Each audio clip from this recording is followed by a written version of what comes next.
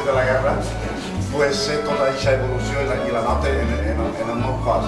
I gràcies a Déu jo he tingut sempre la capacitat d'apreciar totes les tendències i totes les creacions actuals. I Sueca està a nivell primeríssim en exposicions i creativitat. Ara li comentava al nostre regidor, és que tenim una quantitat d'artistes extraordinaris i el nivell artístic que tenim en les dues bandies és extraordinari contínuament. Aquest any que ve el tenim obert i el pròxim també. I ens has demostrat la teva capacitat creativa a tots els nivells. Des d'una abstracció pura en 4 línies, en 4 formes, jugant en les ombres i en les línies, fins cobrir des d'una fotografia hiperrealista, quasi buscant el detall al màxim, i sobretot es nota que és escultura. Amb fotografia busca les formes. Ho sabeu bé? Com ante tot tu eres escultora. I com pinta el mateix, es relleven segons les formes i es volum penetrats. Enhorabona. Gràcies.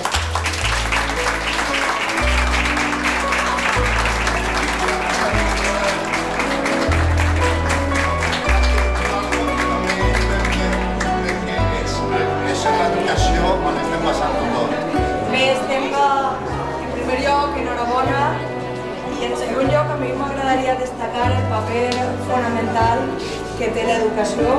Avui mateix sabeu que hi ha hagut vagues, sabeu que estem patint unes retallades molt fortes i jo penso que no hi ha dret que persones com tu, que estan dedicant-se en cor i fetge perquè tenen uns professionals darrere que també ho possibiliten i un sistema que ho possibilitava, no hi ha dret a que això s'emperga i per això és una mostra més de que l'educació no s'ha de jugar, que és molt important i que es juguem molt.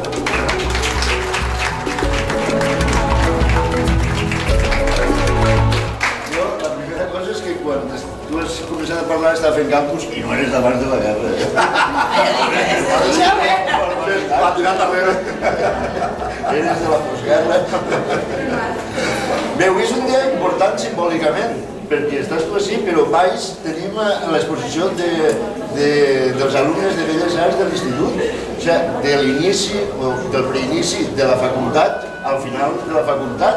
En aquest camí tu ja estàs a punt d'acabar-lo, l'has acabat ja, i és bonic veure com els que avui es posaran baix d'ací 3, 4 o 5 anys se'n pujaran així, alguns d'ells, això és fantàstic. La relació que tenim en Sueca amb les Belles Arts, amb la cultura en general, com ha dit el mestre Corrado, és fantàstica.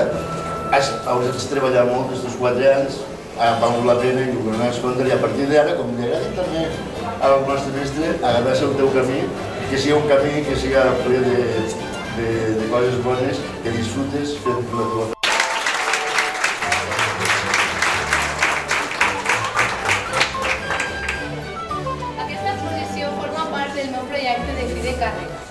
Llum i ombra, com ho diu el nom, és fruit d'una experimentació mitjançant les siluetes que es creen en projectar pols de llum a una escultura.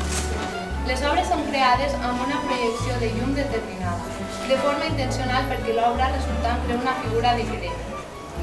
Al llarg dels 5 anys de carrera he estat investigant diferents tipus de materials, tècniques i formes d'expressió, però personalment crec que sobretot en el camp de l'escultura s'obre un gran ventall de possibilitats en quant a aquestes qüestions.